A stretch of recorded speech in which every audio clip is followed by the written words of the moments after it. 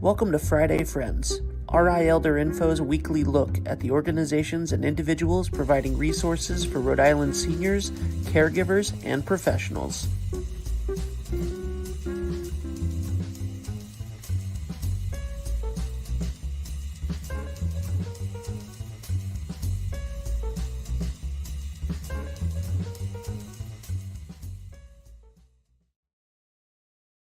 Good morning, everyone. Happy Friday. I am Deb Burton, Executive Director of RI Elder Info, a nonprofit here in Rhode Island. And every Friday, I bring you guests that have information and resources that you or someone you care about needs to know about. So it's really important that you hit the like button and the share button. We're going to be talking to a couple of great guests today about some new programming that is available out there. Now, as you know, every week I come on, it is through the generous donations of our sponsors and our donors. So I want to give a big shout out to Aetna and to United Healthcare, to Neighborhood Healthcare and Oak Street Health. Also, 321 Media is what makes this look good and makes my job easy. And England Studio, they are the web design team behind rielderinfo.com. So today, I would like to welcome Shannon and Lilium from the Heart Tree and the Rhode Island Village for Foster and Adoptive Families. Hello, ladies. Hi, thank you for having us. Thank you so much. So please share with everyone, what are your programs, your sister programs, right? We are sister programs currently on a grant that we received in June of 2022. I can share a little bit about our organization, The Village. So the Village for Rhode Island Foster and Adoptive Families is a nonprofit organization that was founded in March of 2016 by some foster parents that realized the need for some peer support.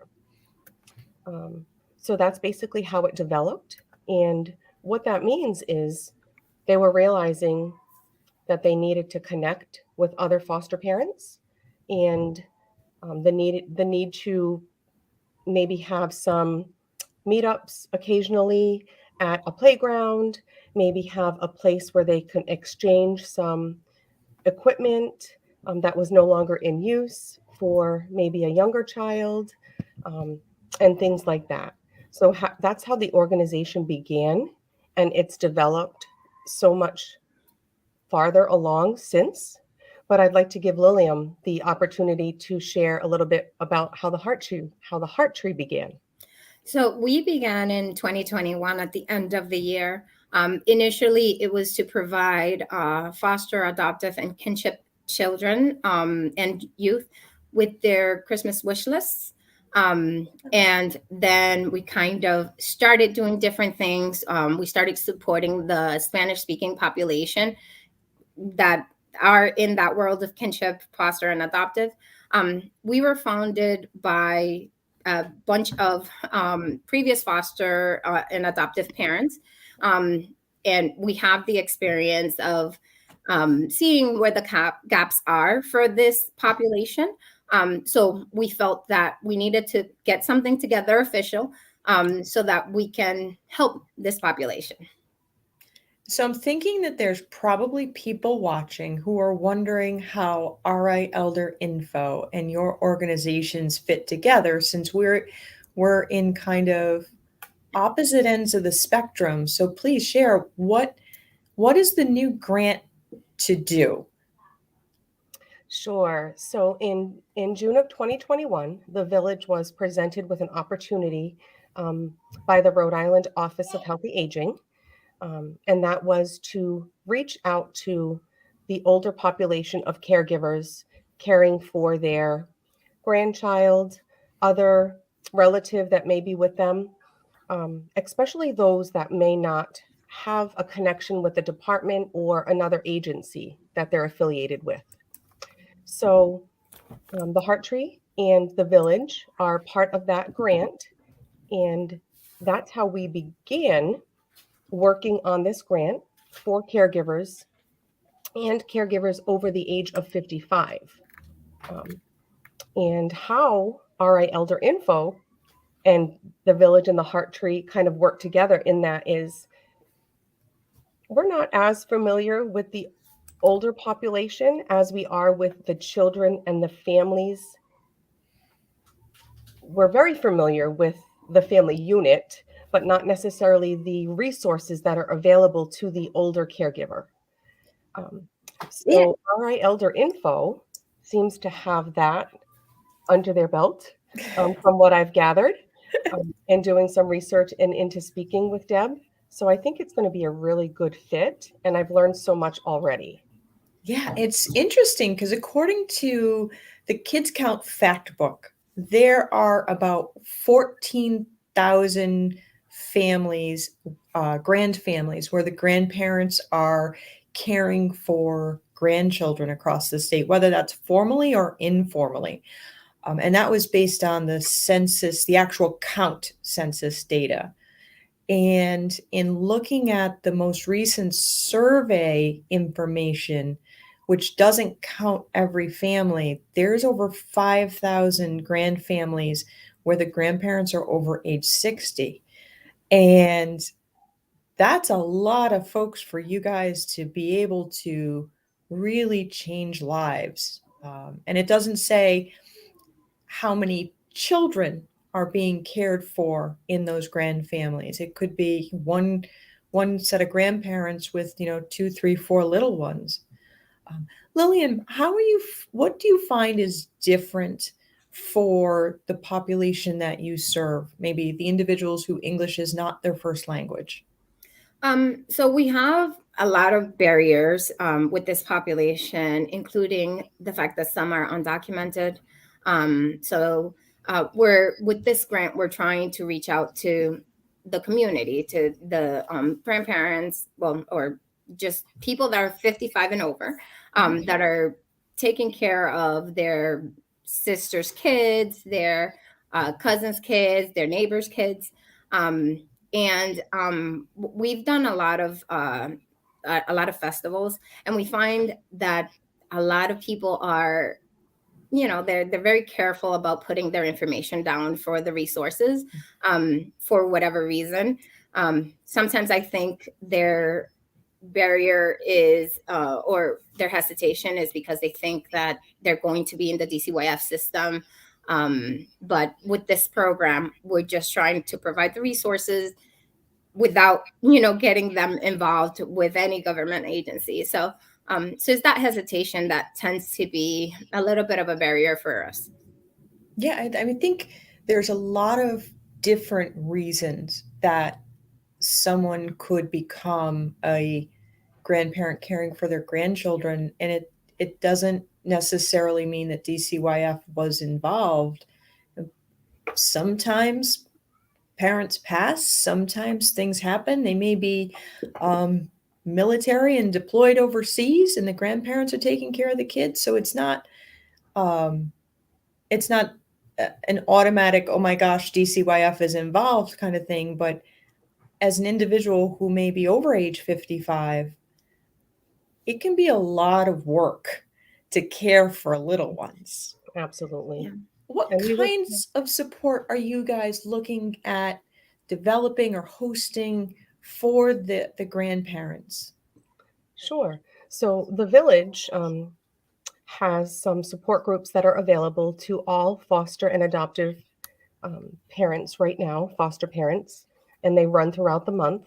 But we also have a grandparent support group specifically for grandparents that runs once a month virtually at the moment, so that we're giving them the opportunity where they can connect with just other grandparents in their like situation, so that they feel more comfortable sharing, um, their story. Yeah. So that is one of the things that the village offers currently. Um, as Lillian mentioned, her barrier to the Spanish-speaking population, the barrier that we have is very similar in that for kinship families, they may not want other people to know what the issue is that brought the grandchild or the other relative to them. So informal care, someone that is not involved with the department, that is what that's called. They're not as comfortable sharing quite yet what has brought the situation to them. Mhm. And that is one of the barriers that we're having, reaching out to that population that is informal, finding them, being able to provide them with the information and the resources that we have available to them. Um, so we also have, as part of this grant, and partnering with the Heart Tree events that we're running throughout the grant period. We've run a couple. Um, the village in partnership with the Heart Tree, and the Heart Trees run a couple on their own as well. Information tables, the Heart Tree has run a couple as well, just trying to get the information out. People.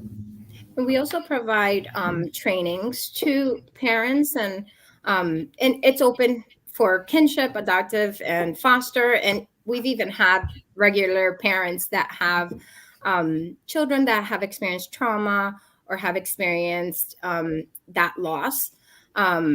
So we support them in that way, kind of teaching them strategies on how to deal with difficult behaviors, or if there's autism or ADHD, what kind of things you can do to get them focused. And so we run trainings, and we do like community events so that we can get this population integrated. Yeah, you bring up something that really strikes a chord with me, that I am a grandparent, and I think about how much things have changed since my daughter was little. I mean, back when she was little, we didn't have the car seats that could come out so that when the baby's asleep, you can actually carry them without waking them. It's things like that, but there's also some data, again, thank you to Kids Count for this data, that the children that are being cared for their grandparents many times do have some really special needs, whether that is because there is ADD, intellectual or developmental disabilities, or just the fact that these littles have experienced trauma. Mm-hmm. And that is something, it breaks my heart for the littles.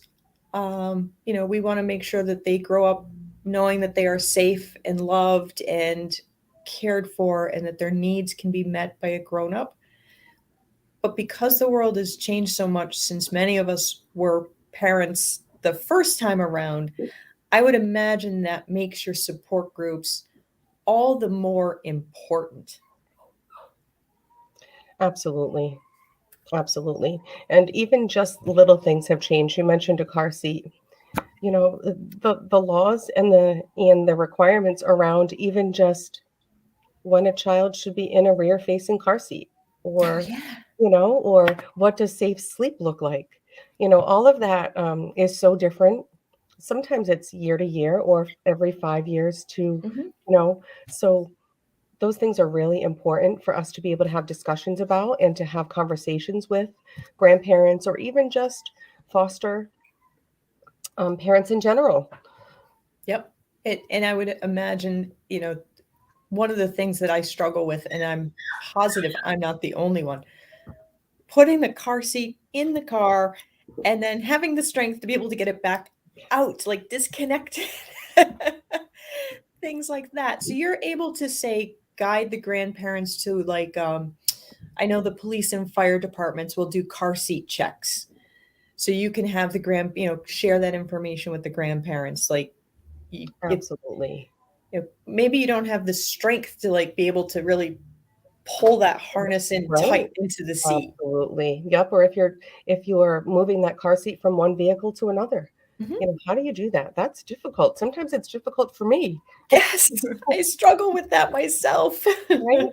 Yes. And are you able to help people apply for benefits or navigate the social service system, so that, sometimes maybe the health insurance needs to change for the littles, or now that there's more people in the household, maybe the individuals are eligible for SNAP benefits. Can you help folks with that? Yeah. Right. So at the Heart Tree, we do a lot of that for this population, especially if English is, English not being their first language. Yep. So we go to appointments with people. We have a passion. We're not doing this because we're getting paid. We're not getting paid. We have a passion for this, and we want to help however we can. So we call, if they lost their insurance because they adopted, we call whoever we have to call to get the insurance back for the children and the youth. We do everything and anything this population needs. And if people wanted to learn more, who should they call or where can they go to for more information if they wanted to join these groups? Sure. So the village has its own website. It's rivillage.org. But specific to this grant and the information that's available to caregivers and caregivers over the age of 55, it's kinshipcommunityconnections.org. And on that website, we have broken it out, trying to do it in a way that's pretty simple for anyone to navigate.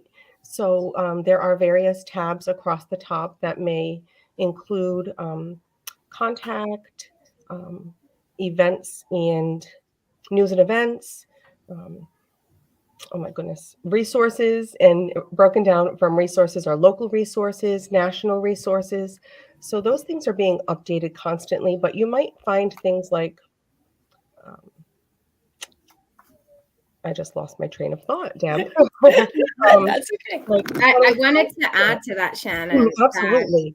You can put any language that you speak on there and everything gets translated. So it's not just for English speaking, Spanish speaking, it's any language that you can think of, it's on there. So all of those resources are available for everybody. That is Absolutely. awesome. And are your programs nonprofits, or if people watching wanted to support you, do you need volunteers? Do you need donors? Do you need tech support? How can people help you help others? Absolutely. So the village is always looking for tangible donations, diapers, wipes, gift cards. Many times when children come into care, it's on an emergency basis, and a foster parent doesn't have what they need initially to care for that child. So we would call that like an emergency fund where we would have some gift cards available for that family. We do have some things on hand that we're able to give out right away: diapers, wipes, formula, some clothing, baby equipment, and things like that. But oftentimes they need things that we might not have. So gift cards and things are always a great thing to donate. As far as time and volunteers, we when we're running certain events and things, we always put those up on our Facebook pages or on our website, and anyone can always donate their time, their talent. More recently, we've had some volunteers help us out in our office and in our closet to help do some restructuring and some reorganization. So we're always willing to have anybody help in any way that they're able to. And at the Heart Tree, same thing that Shannon said. We have a donation closet. In all of our activities and our trainings, in all of our trainings, we provide food and childcare for the parents. So we're always looking for volunteers because we usually have in our trainings around 50 parents and then around 70 children because none of them have just one. So we're always looking for someone that can provide, can help us with the children, do activities, can help us with the setup and taking things down. We're also going to be part of the 401 Gives on April 1st.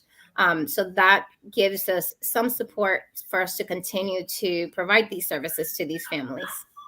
That is awesome. I am so grateful that you guys were able to come on today because there are really a lot of folks who need this information and they need it like yesterday. Absolutely. Absolutely. This has been a learning curve for me too. I've learned so much and just opened my eyes in a different kind of way.